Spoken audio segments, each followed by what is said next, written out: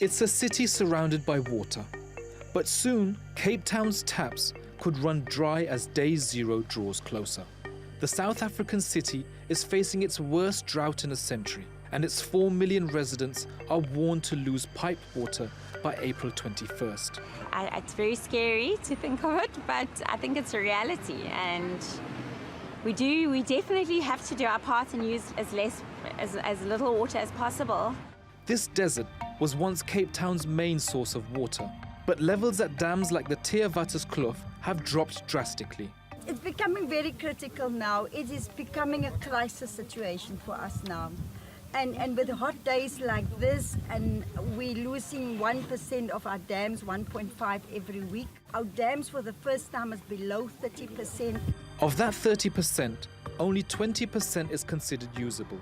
And once it drops to 13.5%, residents will have to queue for water. A push has already been in place for people to use no more than 87 litres a day, but only 39% of Cape Townians use less. Officials say consumption could soon be limited to 25 litres per person. They want to reduce the city's total consumption to 500 million litres a day, half the amount used 2 years ago. The city has enforced strict waste controls, including name and shame lists of the worst offenders. But officials themselves are accused of ignoring warnings by experts for years. There was nothing extra happening in the last 20 years for conservation of water. And now we're sitting in this predicament, and I think it could have been done already. The municipality has started drilling for groundwater at 3 local aquifers and is boosting production at desalinization plants. But the projects are costly, and Cape Town's water budget deficit has ballooned to nearly $140 million this financial year. The city has an overall budget of $3.5 billion to cover a shortfall in projected revenue due to the drought. Mayor de Lille has proposed a drought tax to offset the shortfall. If approved, it would come into effect in February and could raise around $80 million annually. But many oppose a levy, saying it would only penalize people who make an effort to save water, whether it's due to poor planning, lavish use, or just climate change. Cape Town is running out of time as day zero approaches. Usman Lone, TRT World. Let's get more on this now with Carl Opperman, who joins me live from Paarl in the Western Cape. He's the CEO of the Agricultural Industry Association, Agri Western Cape. Great to have you on the show. Welcome. Carl, you live in the area. Give us an idea of what adjustments you and people around you have had to make on an everyday basis. Good day, and good day to the listeners. We've made a lot of adjustments in the agricultural sector to manage this drought that's going on for 3 years already. On the one side is that we've reduced vegetable production, and we're using the water that's available for the high-value crops like our orchards and our vineyards, and also to keep our livestock with water.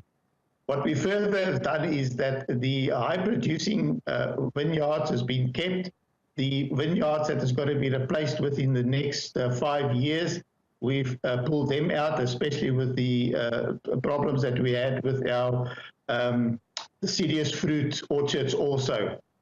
The crisis at the moment is that the volume of water that is allocated to agriculture with the tremendous heat that we're having is that not only on the evaporation side, is that we are quickly getting to a day zero for the agricultural side.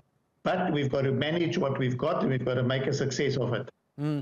How have companies and farms in that region been responding? I presume there have been many, many job losses.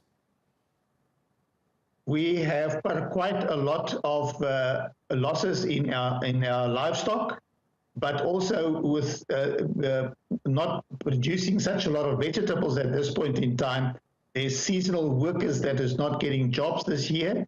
It is also going to have an impact on the fiscal side of government, because the turnover is going to be much less taxes, less VAT that they can get to get the fiscus going.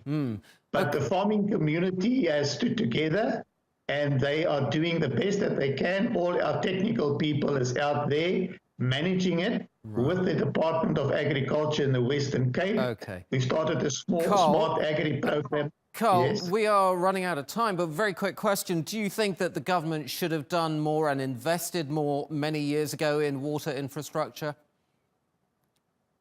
I think that government realizes today that they should have spent much more on water in South Africa as a whole, because the Western Cape is showing to them what they've done at this point in time is not enough to manage a drought of this size.